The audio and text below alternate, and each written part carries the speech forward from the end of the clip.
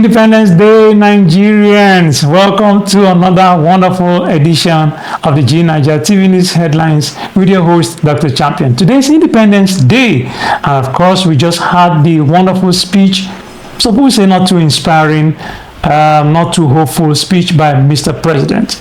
Okay, and of course, our focus will be on that this morning. I'm your host, Dr. Champion, and of course, hope that you even though having some hopes, personally, be optimistic knowing that regardless, Nigeria will someday favor all of us. Okay, so I'll quickly take on that. The text of national national broadcast by President Bola Ahmed Tinubu on the 64th Independence Anniversary of the Federal Republic of Nigeria, 1st October today, 2024. Fellow Nigerians, as I address you today, I'm deeply aware of the struggles many of you face in these challenging times. Our administration knows that many of you struggle with living and high rising living costs and the search for meaningful employment. I want to assure you that your voices are heard.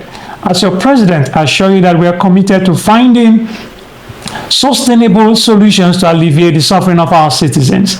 Once again, I plead for your patience as the reforms we are implementing show positive signs and we are beginning to see light at the end of the tunnel. Exactly 64 years ago, our founding fathers chose democracy as a form of government and launched the dream of a great country that would lead the rest of Africa out of poverty, ignorance, and underdevelopment, a beacon of hope to the rest of Africa and the world. Over 6 decades later, we can look back on Nigerians worldwide and see how well we have succeeded in realizing the lofty dreams of our founding fathers. The world is witnessing and benefiting from the can-do spirit of the Nigerian people, our massive intellectual capacity, and our enterprise and industry in all vocations, from arts to science, technology to infrastructure. The dreams that our founding fathers envisaged are still a work in progress. Every day, we put our hands on the plow, determined to do a better job of it. While it is tempting to focus on what has been left undone and where we have stumbled as a nation, we must never lose sight of how far we have come in forging and holding our country together. Since independence, our nation has survived many crises and upheavals that led to this dissolution and disintegration of many other nations worldwide.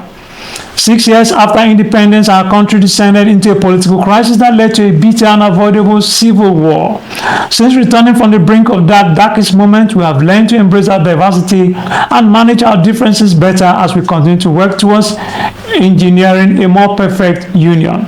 Despite the many challenges that buffeted our country, we remain a strong, united, and viable sovereign nation.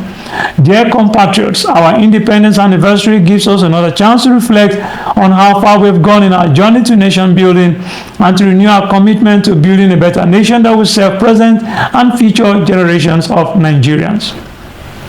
While we celebrate the progress we have made as a people in the last 64 years, we must also recognize some of our missed opportunities and mistakes of the past. If we are to become one of the greatest nations on earth, as God has destined us to be, our mistakes must not be allowed to follow us into the future. My administration took over the leadership of our country 16 months ago at a critical junction. The economy faced many headwinds, and our physical security was highly impaired.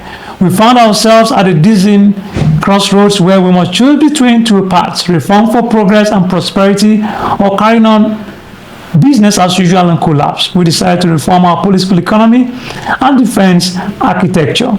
On the security front, I'm happy to announce to you, my compatriots, that our administration is winning the war on terror and banditry.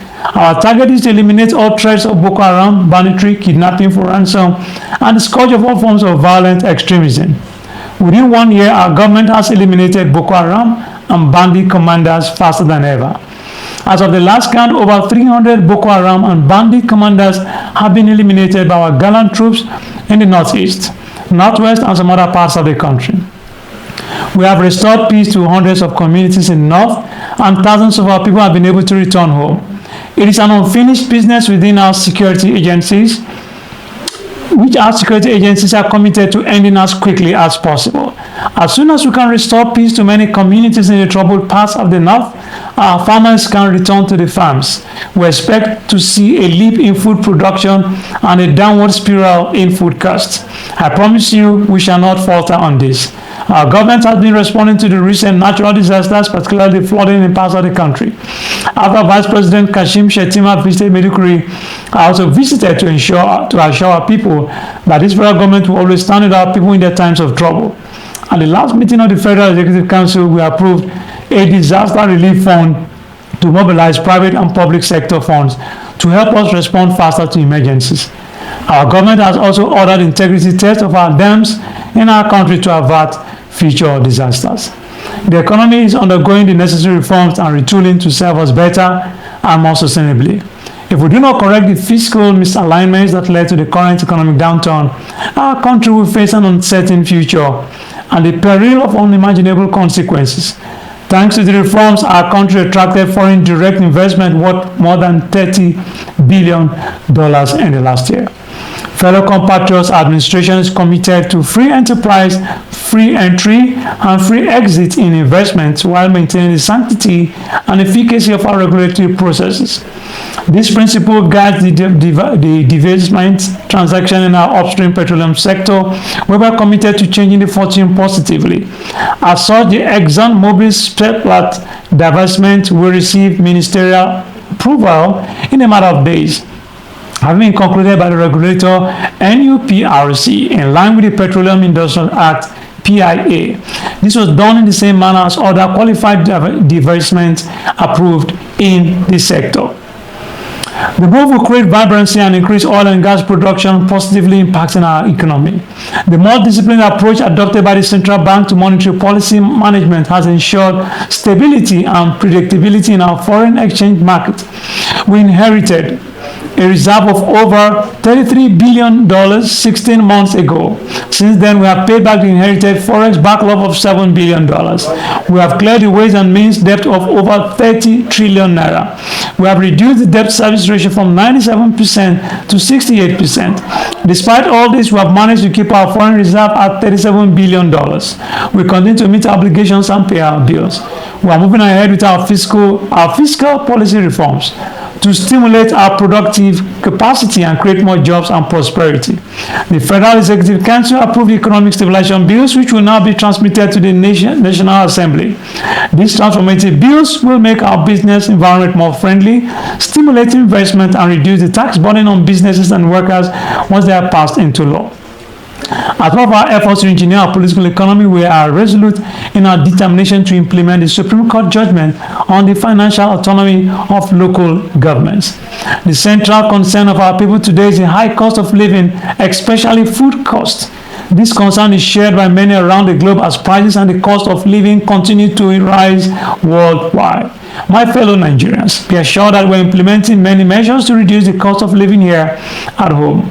I commend the governors, particularly in Kebbi, Niger State, Jigawa, Kwara, Nasarawa, and the Southwest governors that have embraced our agricultural production program. I urge other states to join the federal government in investing in mechanized farming. We are playing our part by supplying fertilizer and making tractors and other farm equipment available. Last week, the Federal Executive Council approved establishing a local assembly plant for 2,000 John Deere tractors, combine harvesters, disc riders, bottom plows, and other farm equipment. The plant has a completion time of 6 months.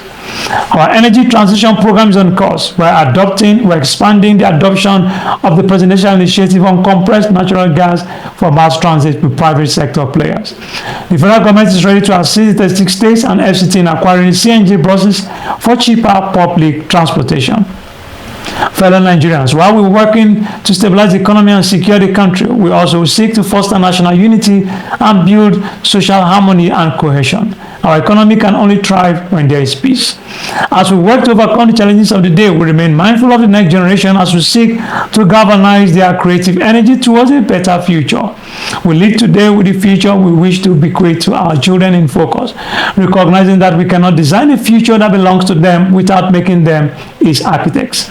Considering this, I'm pleased to announce the gathering of a National Youth Conference. This conference will be a platform to address the diverse challenges and opportunities confronting our young people, who constitute more than 60% of our population. It will provoke meaningful dialogue and empower young people to participate actively in nation building by ensuring that their voices are heard in shaping the policies that impact their lives. We are creating a pathway for a brighter tomorrow. The 30-day confab will unite young people nationwide to collaboratively develop solutions to issues such as education, employment, innovation, security, and social justice. The modalities of this confab and selection of delegates will be designed in close consultation with our young people through their representatives. Through this confab, it will be our job as leaders to ensure that the aspirations are at the heart of the conference deliberations. The government will thoroughly consider and implement the recommendations and outcomes from this forum as we remain resolute in our mission to build a more inclusive, prosperous, and united Nigeria. Our government is implementing several other youth-centric programs to give our young people an advantage in the rapidly changing world. We are implementing, amongst others, the 3 Million Technical Talents Program, 3MTT, of the Ministry of Communications, Innovation and Digital Economy, aimed at building Nigeria's technical talent backbone. We have enthusiastically implemented the Nigerian Education Loan Fund, NEL Fund, which provides cheap loans to our students to pursue their tertiary educational dreams. In addition, later this month, we shall launch the Renewed Hope Labor Employment and Empowerment Program, LEAP. It is conceived as a comprehensive suite of interventions at job creation by the Federal Ministry of Labor and Employment that is aimed at facilitating the creation of 2.5 million jobs directly and indirectly on an annual incremental basis, while simultaneously ensuring the welfare and safety of workers across the country. As is the tradition, the government will soon announce all the beneficiaries of our national honors for 2024.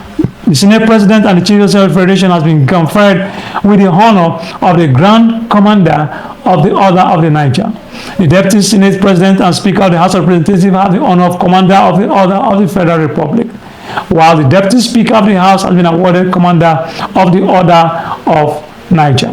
Fellow Nigerians, better days ahead of us. The challenges of the moment must always make us believe in ourselves. We are Nigerians, resilient and tenacious. We always prevail and rise above circumstances. We urge you to believe in our nation's promise. The road ahead may be challenging, but we'll forge a path toward a brighter future with your support. Together, we'll cultivate a Nigeria that reflects the aspirations of all its citizens, a nation that resonates with pride, dignity, and shared success. As agents of change, we can shape our destiny and build a brighter future of ourselves, for ourselves, and for our future generations. Please join our administration in this journey towards a brighter future. Let us work together to build a greater Nigeria where every citizen can access opportunities and every child can grow up with hope and promise. May God continue to bless our nation and keep members of our armed forces safe. Happy Independence Anniversary, my fellow Nigerians. Speech by the President of the Federal Republic of Nigeria, His Excellency Asiwaju Ahmed Bola Tinubu. That's all we can take for this session. Of course, you could leave your comments in the comment section. And please, you can wear a touch of green, a touch of white as we celebrate Independence Day together. So I come here at the same time, I'm Dr. Champion, your host. Keep smiling, keep watching g9ija TV. We are simply the best. Happy Independence Day.